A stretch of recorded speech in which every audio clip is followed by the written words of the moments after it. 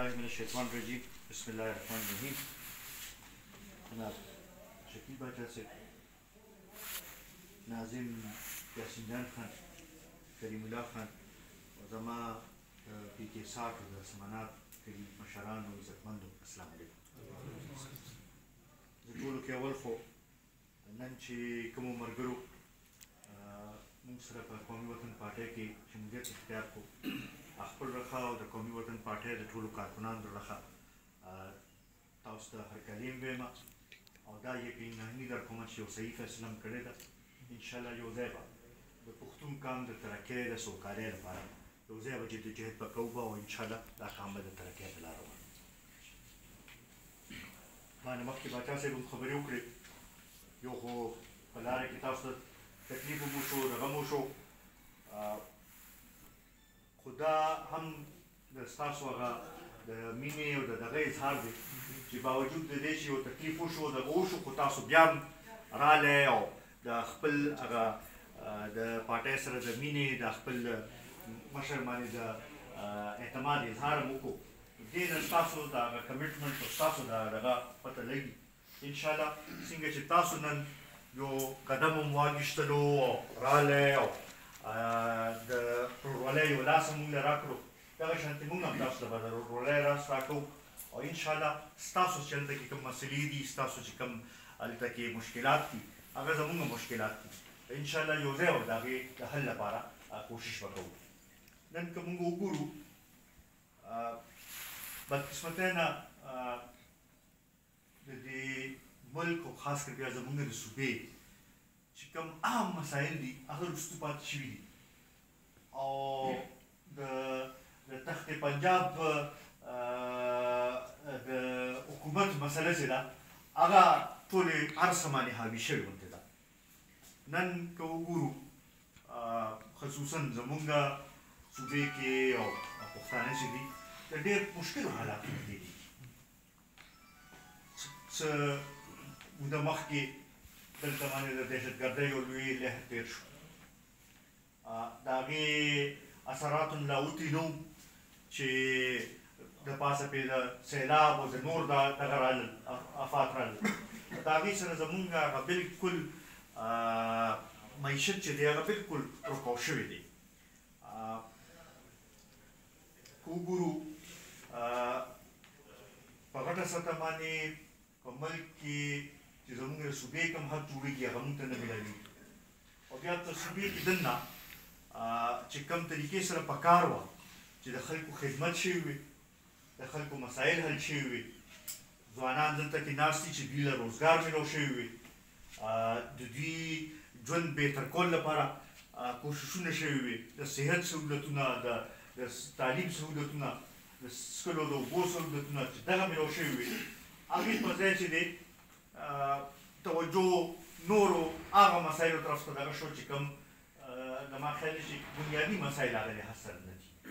اهم به وي ټیک ده، خو بنیادي هغه په هغه مسایلو دغه کې نه راځي. تقریبا 9 کاله د تحریک انصاف په دې صوبې کې حکومت تېر شو، 4 کاله تقریبا په مرکز کې حکومت وکړو. اوس هم بیا عمران خان وایي چې یاره ما ته حکومت راکړې او زه مسایل حل کولی شم. مونږ ته یو 2-3 سواله مخکې کوو. ډېر خو که روزانه جلسه کوي، روزانه پریس کانفرنس کوي، نو د زوړ حکومتونو پسې خبرې کوي، د نورو پارټو قیادت پسې خبرې کوي. مونږ ته دا سوال کوو چې ته خو 3.5-4 کاله د دې ملک وزیر اعظم پاتې شوي او داسې وزیر اعظم پاتې شوي چې تا به پخپله وې چې ما سره هر اداره هر دغه را سره ولاړ دی. مونږ تا نه دا تپوس کوو چې په هغې کې تا څه کارکردګي کړې وه، لږه خپله کارکردګي لږ مونږ ته بیان کړه چې تا د دې قوم مسایلو حل کولو لپاره څه کوشش کړې، کم داسې دغه دې کړې چې هغې سره د قوم په مسایلو کې کمی راغلي، د غریبانانو په مشکلاتو کې کمی راغلي، د هغې لږ وضاحت دغه وکړه. بل دا چې دا دې وخت کې چې ملک کوم مشکل حالاتو نه تېرېږي، تا ته خو موقع میلاو شوی وه، بیا په دې صوبه کې خو 9 کاله نه ستا حکومت ته بلکې دا د 10 کاله برابرېدو ولې دي. که واقعي ستا پالیسۍ ټیک وي او تا سره د دې مسلو حل وي نو نن پکار چې زموږ صوبه د ترقۍ په لار روان شوي. 10 کاله ستا حکومت نه پسته نن دا پوزیشن دی زموږ د صوبې چې د میاشت اخر راشي نو صوبایي حکومت چې دی هغه د خپل سرکاري ملازمینو تنخواه سر ته نشي رسولی. کله یې 10 ورځې لیټ ورکوي او کله یې 20 ورځې لیټ ورکوي او حالات هغه شانتې لګوي. صوبه خزانه چې ده هغه خالي ده. که واقعي د مسایلو حل نه سره وي نو پکار خو دا وي چې کم از کم دلته خو کارکردګي دغه شوي وي چې زمونږ د یو لحاظ سره که وګورې په ملک کې زمونږ صوبه ورکوټې صوبه ده چې زمونږ د صوبې مسایل نشي حل کولی نو بیا ته موږ دا څه ته به وکړو چې هغه به د ټول ملک مسایل به حل کړي. په دې باندې سوچ کول پکار دي او د دې موږ ته جواب راکړي. کوي دې هر مشرانو پسې چې خبرې کوي دغه هم دې کوي نور کنځلې چې کوم کوي هغه هم دې کوي خو سره لږ دا سوالونه چې بنیادي د دې جواب دې دې کوم له ورکړي. بیا خاص کر چې ده کومې وعدې کړې وې که هغه د مدینې ریاست بنیادي خبرو خبره وه که هغه د 1 کروڑ نوکرو خبره وه که هغه د نوې پاکستان جوړولو خبره وه په هغې باندې کم یو شي کې عمل شوی دی خاص کر زمونږ دې صوبې کې دی وښیي. باقي نور زه هغې کې به مشکلات وو هغې کې به دغه وو خو زه زمونږ د صوبې کې 9 کاله 10 کاله تقریبا حکومت په دې وشو نو دې کې دې وښیي چې دې کې کم داسې تبدیلي راوستله او کم داسې دغه وو. دا هغه بنیادي دغه دي چې دا پکار شي دلته ناسته ځوانان چې دي چې دا په دې باندې سوچ وکړي. قومي وطن پارټي چې ده دا د دې صوبې پارټي ده د دې د خلکو پارټي ده او موږ همدغه بنیاد سره همدې سوچ سره چې یاره د پښتنو چې کوم مسایل دي هغې له توجه ورکولو ضرورت دی. زمونږ خپل وسایل شته چې هغه صحیح طریقې سره زمونږ په خلکو باندې استعمال شي. زمونږ چې کوم دلته کې وګورو د ملک کې ټول ملک کې د بجلی بحران دی خو زمونږ صوبه د خپل ضرورت نه زیاته بجلی پیدا کړي. پکار خو دا وه چې دلته کې لوډ شیډینګ نه وي. پکار خو دا وه چې د هغې فایده چې دی هغه زمونږ دې خلکو ته رسېدلې وي. تیل مونږ د خپل ضرورت نه زیات پیدا کړو. ګیس مونږ د خپل ضرورت نه زیات پیدا کړو. فایده یې ټول رسېده هغه نورو صوبو ته رسي.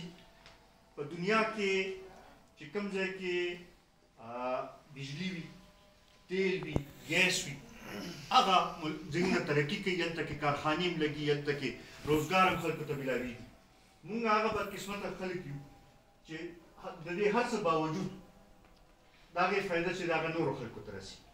نو دغه بنیادي دغه دی چې د خپل حقوقو لپاره چې دی چې مونږ اواز اوچت کړو او دغه خپل دا وسایل چې دي چې دا روړو چې دا زمونږ خپل د خلکو باندې مونږ ولګو دلته کې د ترقي وشي دلته کې روزګار زمونږ ځوانانو ته میلو شي دوی کې صلاحیت شته دوی کې هر قسمه نغښ شته نو انشاءالله دا ټول ملک پرې بیا ترقي کولی شي. دغې حوالې سره تاسو نه به دا تمه وي چې په دې کې به تاسو را سره مرسته کوئ چې د دې خپل د دې خاورې حقوقو د خپل د دې قوم حقوقو چې دی چې هغې لپاره یو ځای مشترکه اواز اوچت کړو او ترقي چې ده هغه خپل دې خاورې له راولو خپل دې علاقې له راولو خپل شبقدر له خپل چارسدې له راولو چې مونږ دلته کې ترقي وشي زمونږ دا مسایل حل شي. زه یو ځل بیا د ستاسو ټولو ډېر زیات مشکور یم چې تاسو کوم د اعتماد او د مینې اظهار هم وکړو. ستاسو دا اعتماد او ستاسو دا مینه چې دا به همیشه همیشه مونږ یاد ساتو. د کریم الله رود خصوصا ډېر زیات مشکور یم چې ستاسو زمونږ په منځ کې د پول کردار یې ادا کړو او دا یو رابطه یې ستاسو سره زمونږ قایم کړه. انشاءالله دا رابطه به ساتو او دا سلسله به مخکې بوځو. شکیل باچا صاحب هم تاسو ته وویل دوی هم تاسو سره رابطه ساتي. ناظم صاحب هم دغه ځای کې ناست دی دوی هم تاسو سره رابطه ساتي چې کوم ځای کې زمونږ ضرورت وي مونږ به تاسو سره دغه کوو او انشاءالله یو ځای مشترکه طور باندې به د خپل علاقې مسایل چې دی هغه به حل کوو. زه یو ځل بیا ستاسو ټولو ډېر زیات مشکور یم. ډېره مهرباني.